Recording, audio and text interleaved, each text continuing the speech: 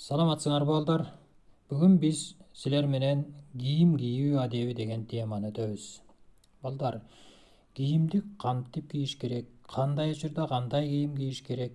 Муну ошого байланыштуу кийим кийүүнүн адебин же кийим кийүүнүн маданиятын билишибиз керек. Муну ошого байланыштуу биз бүгүн сөз кылабыз. Балдар, кийим адамга биринчиден жарашыктуу болуш керек, тыканып туруш керек, ыңгайлуу болуш керек. Бул 4 багыттан алып карасак, балдар кийими кантип айырмаланыш керек, кийимди кантип тандаш керек?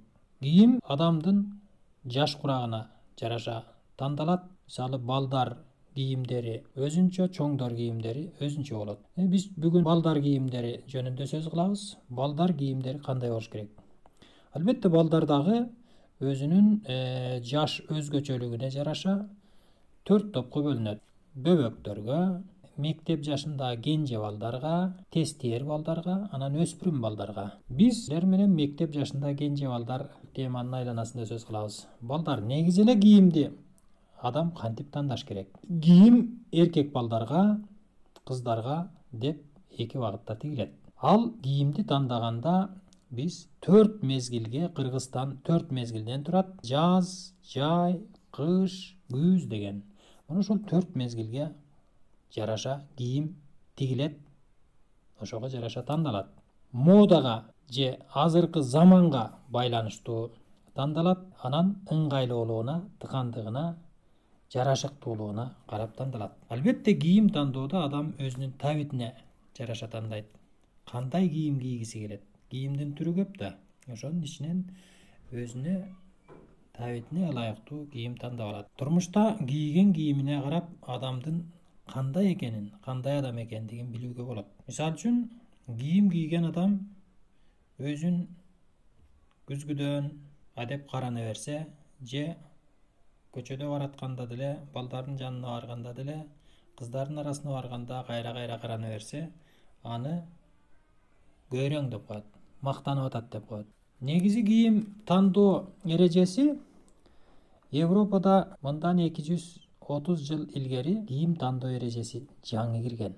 Ага чейин эркек балдар менен кыздар бирдей эле кийим кийишкен. Кийин анан кыздарга өзүнчө, балдарга өзүнчө кийим тигүү башталып, ал эми Кыргыз элинде болсо, андан мурун эле, илгерки замандан бери эле кыздарга өзүнчө кийим, балдарга өзүнчө кийим кийип, тандап кийгизип, жасап кийгизип келишкен. Кыздардын жаш өзгөчөлүгүнө жараша кийимдер болот. Балдардын өзүнүн жаш өзгөчөлүгүнө жараша кийим болот. Ал жашоо турмушка байланыштуу да болот. Мисалы үчүн, эркек балдар көбүнчө ат мингенге ыңгайлуу жаргак шымдарды тигишкен. Кыздар болсо көйнөк кийишкен жана башка.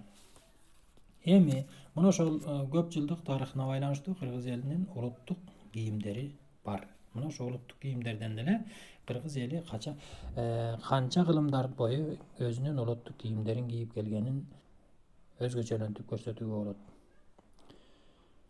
Мисалы, 4 мезгилге карап тандайлы дедик. 4 мезгилге. Кыш күндөрү сулуусунан жылуусу деп кийимди жылуулугуна карап, калыңдыгына карап, анан албетте ыңгайлуулугуна карап тандап кийебиз.